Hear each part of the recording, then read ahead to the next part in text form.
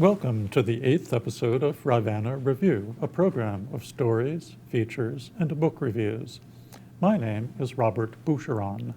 I will be your host for a half hour of reading excerpts aloud with illustrations and author photographs.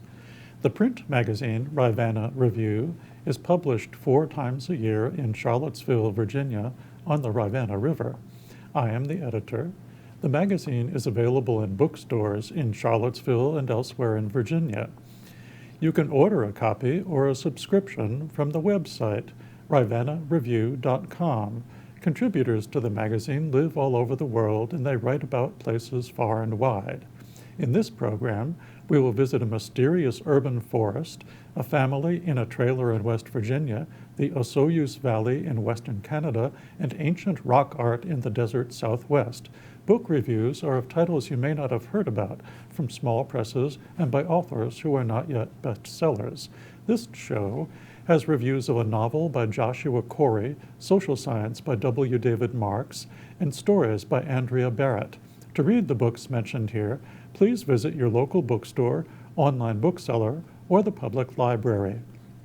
The magazine ends with news from Hapsburg, a picturesque town in the Shenandoah Valley that's almost too good to be true. A future TV episode will bring you the news live. The Forest, a story by Jerry Gabriel. Edmund looked up and down the block to make sure he was where he thought he was. He recognized a nearby tap room and could just make out the sign for Wickham Street coming into Falls Street from the south. He looked again at the forest, what he already thought of as the new land, and then he found a bus stop bench nearby and sat down for a minute. Annie sat down next to him. "Are you okay?" she asked. These trees were old growth, he thought, but they weren't old, they were brand new. Though Edmund was capable of identifying a few tree species, oak and maple and buckeye, he was no naturalist. He hadn't a clue what the names of these trees were, and that went for the bushes and grasses and weeds and flowers too. He was pretty sure, though, that these were some odd varieties for this area. Annie was looking up to him for some answers. "I think this is new land," he told her. "What do you mean?" she asked. "I don't know," he said. "None of this was here before, you know? Yesterday this didn't exist, but now it does." They could hear birds calling from inside the forest. It was late spring. Annie had been out of school a week or so, and many of the trees still held their blooms. The river was muddy with spring rains. He knew no more about birds than he did about trees or grasses or flowers. Annie had been very patient, but she was starting to grow restless. "Should we tell someone?" she asked. "I don't know who we would tell. I'm not even sure what it is. It's real, though." "It seems to be," he said. "Maybe we should go check," she said. "Check what?" "If it's real." "I don't know," Edmund said. "We don't know if it's even safe. A forest doesn't just appear in the middle of a city of nearly 2 million people. This one did." "I know," he said, "but there are physical laws that govern the world, Annie, for the same reason that we can't fly, or that we won't live forever. A forest doesn't appear out of thin air." An older man turned onto Fall Street from Wickham. He was perhaps 75 and wore clothes that, though neat and clean, dated to 25 or 30 years back. He walked briskly down the block, staring at the ground, and after a minute or so, he approached Edmund and Annie and sat down beside them on the bench. At first he was silent and merely sat, like he might be waiting for a bus. "It's just us, you think?" he said. "Sir," Edmund said, "it's you and me and the little one there. We're the first ones to see it. I saw it over yonder." He jutted his thumb in a southerly direction. "We're talking about the forest." He nodded. "The forest," he said. "I like that. In my mind it was just woods, but yours is better, wilder. Any idea what happened here?" Edmund said. "I mean, do you have any idea what this is?" Annie was watching the two of them closely. She was obviously anxious. She'd never seen her uncle behave so uncertainly. "Yes," he said, but then was quiet. "Yes?" Edmund said. "Did you just say you do know what happened?" "Yes," he said. Edmund looked at him. The man was silent. Can you say? I think I created it. The Wheels on the Bus, a story by Christine Schott. The day Grandma Lynn came to live with them in the trailer, Nikki got sent home from school for hitting another student again. Andrea left her younger brother Zach in charge of unpacking Grandma's bags. She sat at the little table with her son. Nikki, honey, you can't keep doing this. Nikki stared at the patterned placemat, his finger tracing the outline of a hibiscus flower. You know we don't hit. You're 8 years old. She reached for his hand, but he withdrew it into his lap. Please, Nikki, she said, her arms still extended. Just once give me some sign that you're listening. He's listening, Zach said cheerfully from the kitchenette as he stowed medication where Grandma Lynn couldn't reach it and overdose accidentally. He just doesn't care. Don't make this harder, Zach. Zach came over and kissed the top of her head. You're going to be fine, Annie. So is Nikki. So is Grandma. Except they're not. He rubbed her shoulder. Grandma's unpacked. I'm off. That steel isn't going to corrugate itself. You're working tonight? No, Zach, please. You have to help me with her.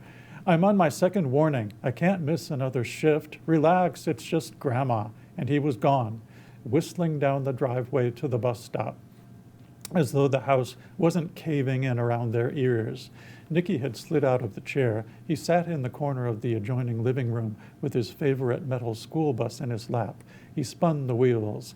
That's not how it works, Andrea said for the 100th time.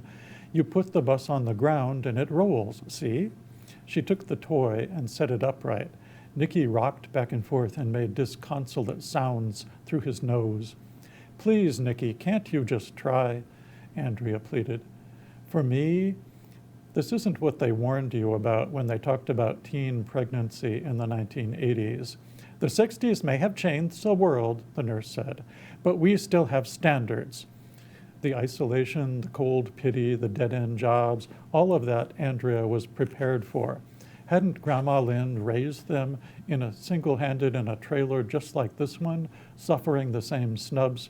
But this, raising a child who wouldn't hug, who wouldn't look you in the eye, who would only wear one shirt over and over, this she didn't know how to do. She was 25 years old and cracking under the weight. Nikki continued to rock and moan. Why had she expected it to end differently this time? She handed the bus back to him and went to fix dinner. Half an hour later, Grandma Lynn put her head around the corner like a shy child. Smells like spaghetti, she said. Hamburger helper, Andrea said with a brittle brightness in her voice. Have a seat, Grandma. Nikki, dinner. The three sat at the little table. Grandma Lynn pushed her ground beef back and forth on her plate. Andrea watched her tensely. Have you lost your appetite? They told us sometimes, oh no, it's not that. Haven't you learned to cook yet? I don't have time for that. Nikki was carefully separating all the pasta shells from the beef. There's always time for good food. Tomorrow, I'll show you how to make real spaghetti. Okay, Grandma. What was the point of arguing? Remind me if I forget. The smile left Grandma's eyes. Homecoming, feature by Sonia Nicholson. When it comes into view, Osoyoos looks like paradise. The name, pronounced Soyoos in the local Okanagan language, means narrowing of the waters. We're near the end of 8 hours of travel, a ferry ride from Victoria to the mainland, across the Strait of Georgia, and then by car from the Pacific coast up and over the coast mountains. The arid hills before us are the top layer of a Mediterranean landscape. Orchards and vineyards, lush green thanks to irrigation, come lower down. Grapes have slowly taken over much of the agricultural land, dedicated for decades to fruit orchards. At the center of the valley sits the warmest freshwater lake in Canada, wasp-wasted, midway in its length. Late afternoon sun gives the place a dreamy quality, like a classic movie. In this almost desert, an oasis. We arrive at the house where my parents have lived since the early 1980s. a few years after they emigrated from Portugal. The first Portuguese immigrants arrived in the 1950s to work as fruit pickers. At the time, a shortage of farm laborers spurred the Canadian government to develop a program to attract foreign workers from Southern Europe. While the program fizzled out elsewhere, the migration and settlement of Portuguese people in the Okanagan Valley was a resounding success. University of British Columbia Okanagan professor Carlos Teixeira researched these Portuguese orchardists for his chapter in the book, The Portuguese in Canada, Diasporic Challenges and Adjustment. According to one respondent he surveyed, the Okanagan reminded him of the Algarve, of home. Family members joined relations already established here, all motivated by economic reasons. They worked hard. Eventually, they bought land and started businesses. My father followed his older brother for a season in 1976, and when he returned with my mother a year and a half later, it was for good. After they'd saved enough working in orchards, they moved out of the picker's cabin provided by the farm owner and purchased a house of their own. I study it now. It's on the street, which marks the border between the town's urban and agricultural zones. On this side sit single-family homes, duplexes, and a couple of apartment buildings. Across the street are vineyards as far as the eye can see. My mother, Angelina, is the first to greet us as my father, Tony, joins her outside. She looks the kids up and down. "You've grown since the last time we saw you. Paul, I think you might be taller than Grandpa now. By the way," she adds, addressing me and Brent, "the humidity level is only 20%. I hope you came prepared for heat." Osoyoos was and still is known as a seniors' haven, attracting retirees with its California-like climate. When I moved to Vancouver Island to attend the University of Victoria, I thought the big city would be exciting. It was everything this place wasn't. Rainy, busy, stores open past 5 o'clock. Friends with multicolored hair and Birkenstocks, art and culture, and a vibrancy missing from my small hometown. The vineyards bored me. The cooing quail and doves annoyed me. When I stared out the window, I dreamed of the world beyond the vines. Now I try not to think about how quickly this week will pass and vow to make the most of my time here. Southwest Petroglyphs, feature by Edward Boucheron. El Malpais National Monument is in western New Mexico. Spanish for Badlands, the vast wilderness area was established to protect a volcanic field that is, geologically speaking, very young. The latest eruption, the McCarty's lava flow, occurred about 3,000 years ago. In this rugged terrain, there are very few developed trails or passable roads.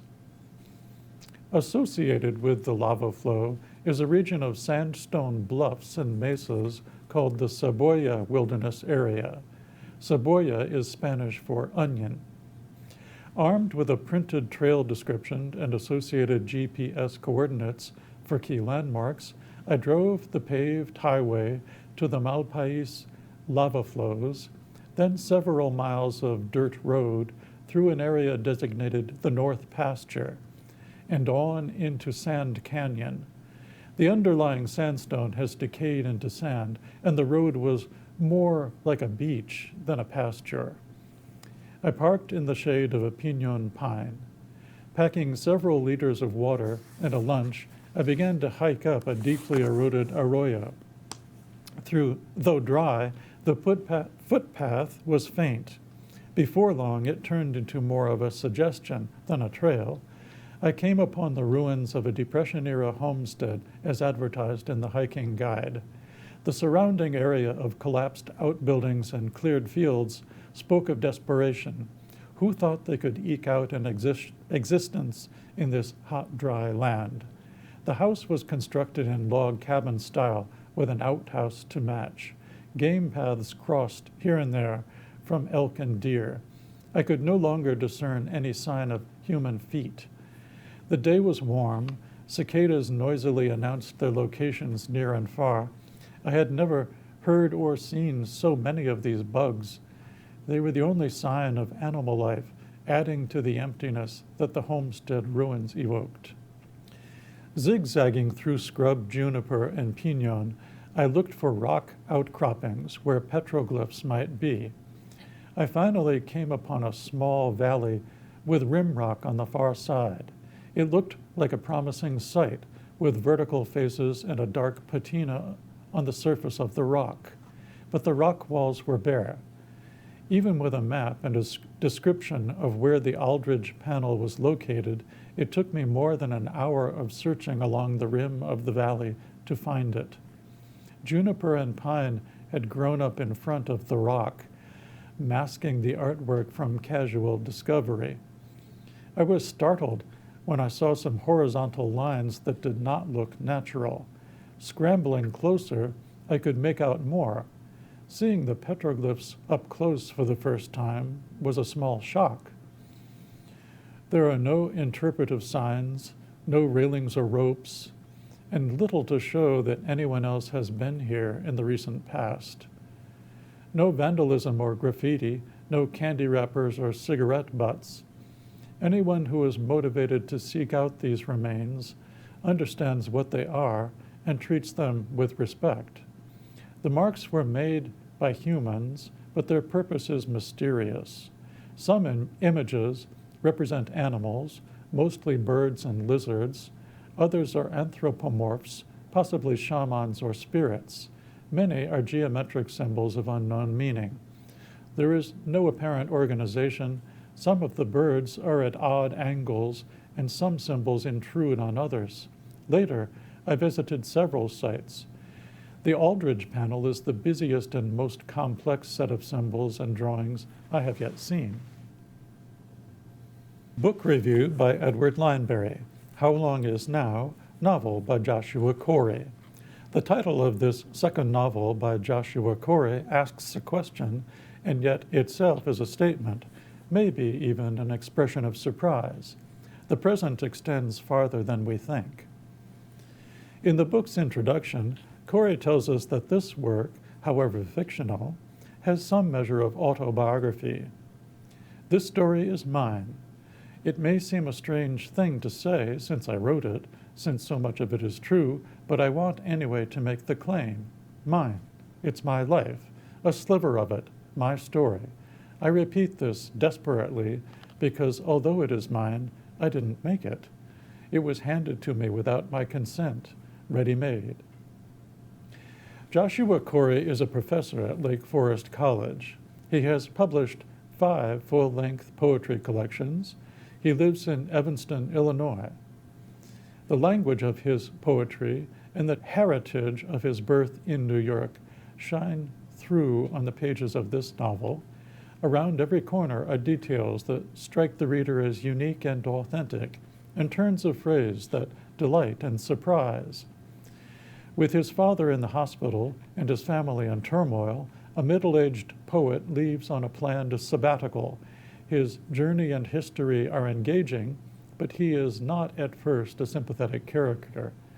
He embarks on a trip to the other side of the world. His intent to find the space to work on his novel, maybe the one we are reading now, and to attend a literary conference celebrating the writer William S. Burroughs. Quote, bound for Berlin and then Morocco, the entire dubious enterprise subsidized by the prospect of the desiccated interzone of a literary conference in Tangier to celebrate the centennial of William S. Burroughs, everybody's favorite homicidal junkie uncle, unquote. In Berlin, Joshua encounters a poet friend, Shane, who serves as a tour guide and a reminder of what he has abandoned by leaving his wife and family, and as a poet who is now attempting a novel. Corey captures the disorientation of travel, both across the ocean to foreign places and through memory back into the lives of his parents before he was born. His stopover in Berlin and his tepid flirtations with Shane are brief, and he soon moves on to his next destination. Quote, riding the fragile and violet skin of civilization requires no effort. The enormous animal flicks a muscle like a horse registering the irritation of a fly, and I am catapulted to another continent, unquote. Book review by Ed Meek, Status and Culture, Social Science by W. David Marks. Status and culture elucidates a theory that shows up everywhere once you are onto it. Do you read and refer to the New York Times to boost your status? What kind of car do you drive? What signals are you giving to others through your purchases? The lessons of this book lend credence to the Marxist idea of hegemony, the shaping of the society's culture in the image of the dominant class. W. David Marks is a writer on culture and the author of Amatora, How Japan Saved American Style. In his new book, he argues that the elite influences everyone else to make decisions we mistakenly think are based on our own sense of taste. The big idea is that, quote, status structures provide the underlying conventions for each culture, which determine our behaviors, values, and perception of reality, unquote. Status, according to W. David Marks, goes beyond what we buy and what college our children attend. Consider your work environment. Who sits where and has access to what? On what floor are you? What kind of chair do you sit in? Where do you get to eat? Do you have a parking space? In meetings, who makes the decisions and why? Who gets taken seriously? Have you ever had the experience of expressing an idea that was ignored and later the same idea is promoted by a higher up and adopted as his or her own? Media operates as a feedback loop where actors, artists, and advertisers show us how we should dress, what we should believe, and what is valued. Music videos are all about status based on talent and conspicuous consumption. Beyoncé and Jay-Z demonstrate their status by filming a video in the Louvre. Those of us in the middle class acquire our taste from sources like the New York Times, National Public Radio, and the New Yorker. We learn from experts what to cook, what to read, what to watch, and how to think about politics. A large part of the country has reacted against the influence of the elite. They have their own status markers, from trucks to American flags to MAGA caps. They watch Yellowstone, a show about a rich libertarian cowboy.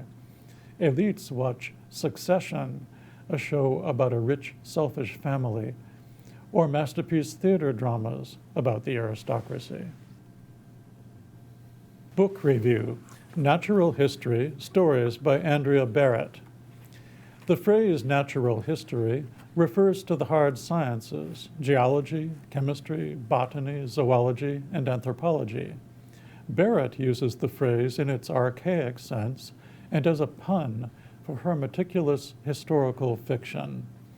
Told sometimes by an omniscient author, sometimes by one of the characters, the stories seem to be objective accounts.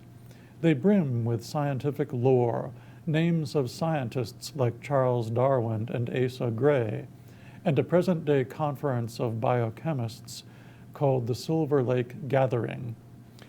What Barrett calls Central New York, others call the Finger Lakes. It's a region of natural beauty, prosperous farms, light manufacturing, and vineyards. All four of these things inform the stories. People need to earn a living, the household chores must be done, and social rank is pegged to money. In this interfocus on women, Barrett deserves comparison with Louisa May Alcott. Though firmly grounded, Barrett plays with notions of how we perceive reality. She quotes letters and books written by characters, laboratory notes, and newspapers. Dialogue recreates and slyly updates speech. Characters are perplexed by inadequate and wrong information. They deceive each other and manipulate what they tell and what they hide. A story may cover 30 or more years. The end can be a long delayed unveiling of the truth. Henrietta Atkins is an unmarried schoolteacher, a lifelong friend of Daphne. Henrietta vacations with her each summer in the Adirondacks or in Wonders of the Shore on Appledore Island off the coast of New Hampshire. There, the two women sketch, write, walk, and take meals together. They attend the pretentious parties of Celia Thaxter, where Daphne works the crowd. Henrietta has a fling with a young male painter, and Daphne is offended. The whole business might be a parody of Henry James, complete with letters, missed chances, and deliberate lies. In The Regimental History and Henrietta and Her Moths, Henrietta is more than a heroine, she is superhuman. She teaches a full day in the village school, cares for her widowed mother, does household chores for invalid sister Hester, who lives a mile away, supervises her 4 nieces, and hosts a young lepidopterists club. Lepidoptera are butterflies and moths. In her spare time, Henrietta makes notes and writes them up for natural history journals. She is so devoted to her work and her family, she spurns marriage with Mason Perrott, an ambitious farmer and ideal husband. Except for Mason, the men are failures, like Hester's husband, war-wounded boors like Isidore Devereux, and handsome but hapless souls like Didier Durand and his son Charles in the story Open House, or handsome and unavailable like the painter who dies young and Sebastian at the Conference of Biochemists.